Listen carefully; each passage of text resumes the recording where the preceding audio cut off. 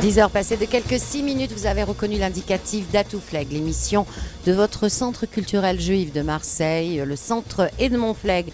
Alors aujourd'hui, ce mercredi 26 avril, en cette belle journée ensoleillée où nous fêtons, où la communauté juive fête dignement le Yom Ha'atzmaut, le 75e anniversaire de l'État d'Israël, eh bien, j'ai le plaisir de parler lecture et de parler aujourd'hui d'un livre écrit par Rémi Matalon. Isidore n'est plus mort aux éditions Lior. Rémi Matalon sera en compagnie du Centre Edmond Fleg demain, jeudi 27 avril à 18 h, à la librairie Prado Paradis pour dévoiler ce livre. Rémi Matalon, bonjour. Bonjour Karine. Bienvenue sur les ondes de la radio juive de Marseille, mais aussi et surtout dans l'émission du Centre Edmond Fleg. Alors je le disais, nous aurons le plaisir demain, jeudi 27 avril à 18 h, de tous nous retrouver au sein de la librairie Prado Paradis. On va y arriver, c'est le matin, Rémi, pour parler de votre bouleversant et très beau livre, Isidore n'est plus mort. Et on s'est dit, quoi de mieux qu'investir une librairie finalement pour parler littérature. C'était un petit choix de la part du Centre Edmond Fleg.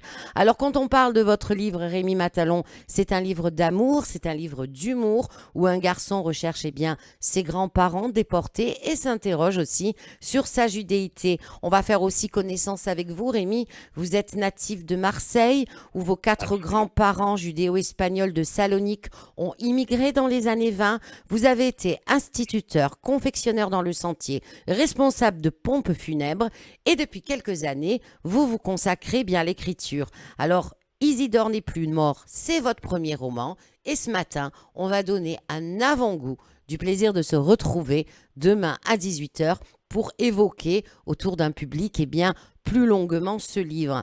Alors, c'est une saga, Rémi Matalon, qui s'étend sur plusieurs siècles. Quel est le point de départ que vous avez choisi ? Alors, le point de départ de l'écriture, en tout cas, plus que du livre proprement dit, c'est la pratique des ateliers d'écriture. Ouais. Auxquels je participais. Mmh. Et c'était pendant la période où j'étais en psychothérapie. D'accord. Et il se trouve que cette psychothérapie, en particulier l'hypnose, m'a fait ressurgir des souvenirs d'enfance. Mmh.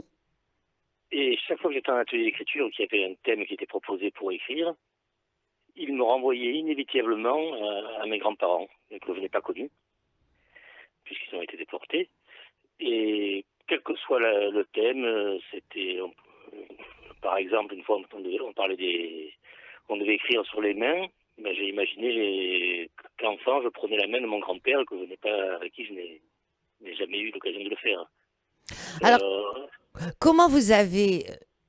Est-ce que l'on vous a parlé, enfant, de votre histoire familiale que vous avez oubliée, qui est ressortie à travers l'hypnose? Comment s'est fait ce cheminement dans votre tête, pour essayer d'arriver à ce livre? Alors, dans ma famille, comme je pense dans la plupart des familles qui ont vécu et qui ont souffert de la Shoah, il y avait énormément de non-dits, mais il n'y avait pas que des non-dits. Moi, j'avais l'impression justement d'avoir toujours su, dès la naissance, que j'étais juif, et très vite que mon père, puisque c'est du côté paternel que les déportations ont eu lieu, que mon père avait subi la Shoah de plein fouet. Ça, j'ai l'impression de l'avoir toujours su. Et je n'ai aucun souvenir de qui me l'a expliqué, qui me l'a dit. D'accord. Et j'ai donc essayé de remonter. Alors que je ne suis pas arrivé en plus, donc j'ai comblé les trous par l'imaginaire.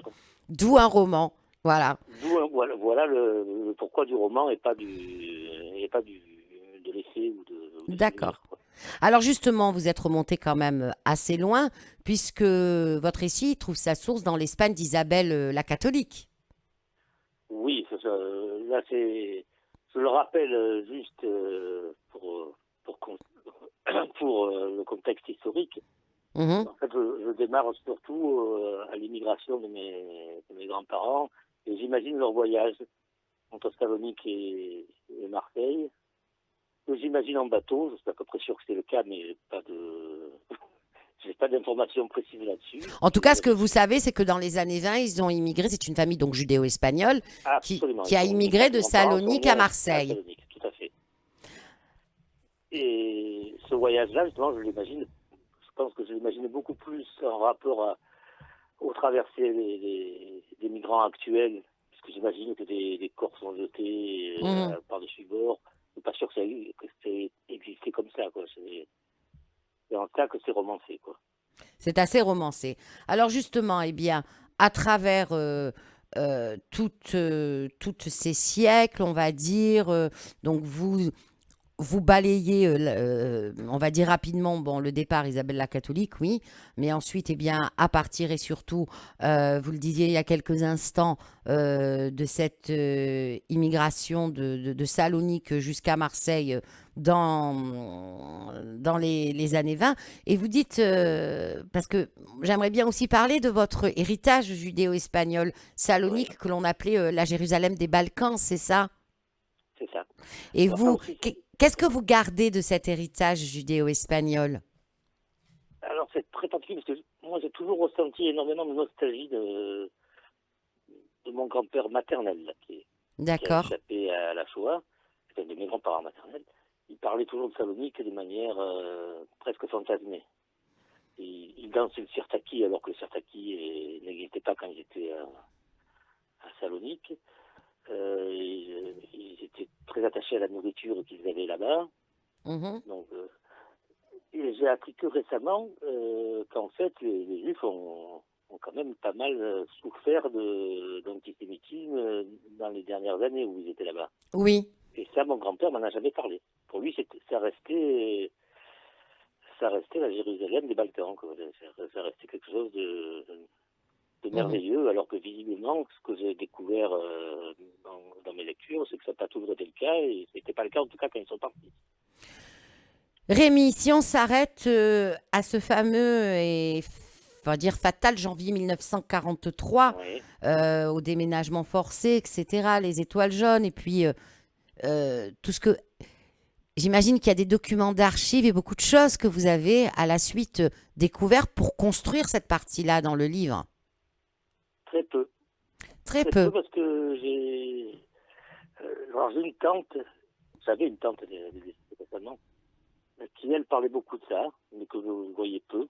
Donc les quelques infos que j'ai eues, c'était par cette tante et son époux. Mais mon père, lui, il parlait de ce moment de déportation. Il ne se souvenait que des moments heureux, en fait, de son enfance. Donc, il racontait le quartier d'opéra où il jouait au foot sur le parvis de l'opéra, avec ses copains. Voilà. Mhm. Il racontait ce genre de choses, mais il parlait très peu de la RAF proprement dit. Il arrivait même à me dire que pour lui, la déportation de ses parents avait été une chance. D'accord. C'était difficile à entendre, j'avais beaucoup de mal à la supporter d'entendre ça. Mais en Mhm. fait, il voulait dire, j'ai eu des explications tardives avec lui là-dessus, que, que parce qu'il a été orphelin, il a été ensuite recueilli par Lozé, et que l'éducation qu'il a reçue à Lozé était bien plus favorable à son évolution que ce qu'il aurait pu avoir dans sa famille si sa famille avait toujours été là, parce que c'est une famille plutôt pauvre et sans grande culture. Donc,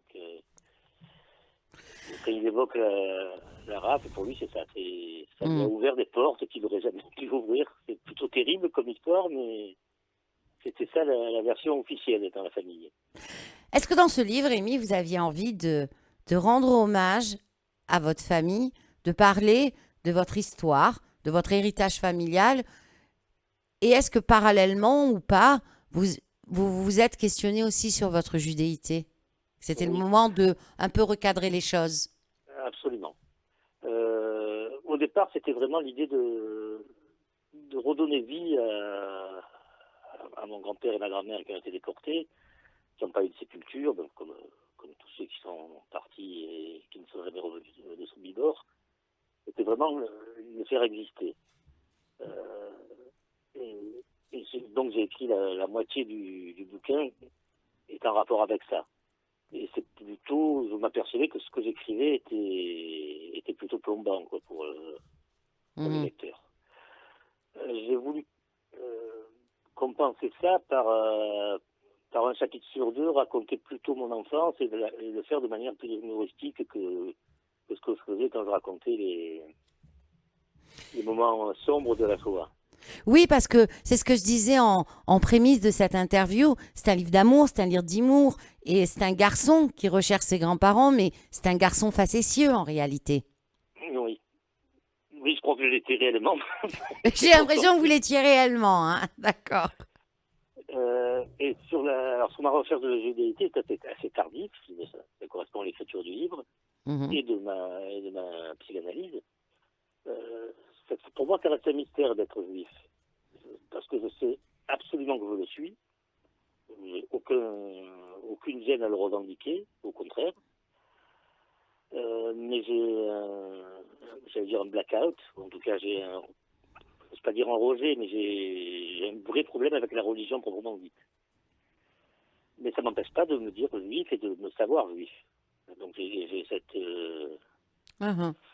contradiction qui me travaille quand même. En tout cas, si vous présentez ce livre au Centre de Montflègue, eh ben, c'est pas non plus un hasard. Et sachez Absolument. que on peut être juif de plusieurs façons. Voilà. Oui, donc je suis persuadé que je ne suis pas absolument atypique. Non, pas du tout. Alors moi, ce que j'ai trouvé intéressant, enfin, ce que j'ai trouvé plutôt atypique aussi dans votre roman, c'est qu'il y a quand même pas mal de photos. Alors, Oui, alors, il y a des photos de lieux, des photos, il y a des cadres de photos, il y a une très belle photo de Mathilde aussi, et ça, on en oui, oui, parlera plutôt demain oui. dans le cadre de la rencontre littéraire. Vous aviez envie qu'il n'y ait pas que des mots dans ce livre, mais qu'il y ait aussi des images. Oui, parce que en fait, là, j'en reviens aux ateliers d'écriture auxquels je participais. Oui. Certaines images sont issues d'ateliers d'écriture, en fait. C'était le support sur lequel on devait écrire. Mhm. Et du coup, je les ai insérés là, puisque c'est par de là que partait mon écriture.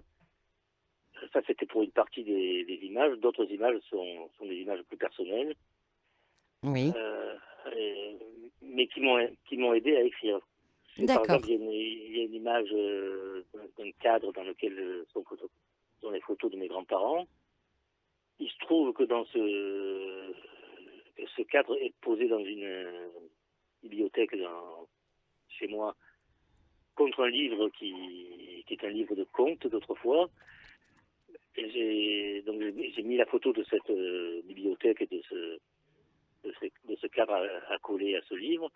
Et dans ce livre, il y a une partie d'un texte qui m'a renvoyé à mon lien à mes grands-parents. Voilà. Pour moi, D'accord. les images sont vraiment des déclencheurs d'écriture. Des déclencheurs d'écriture.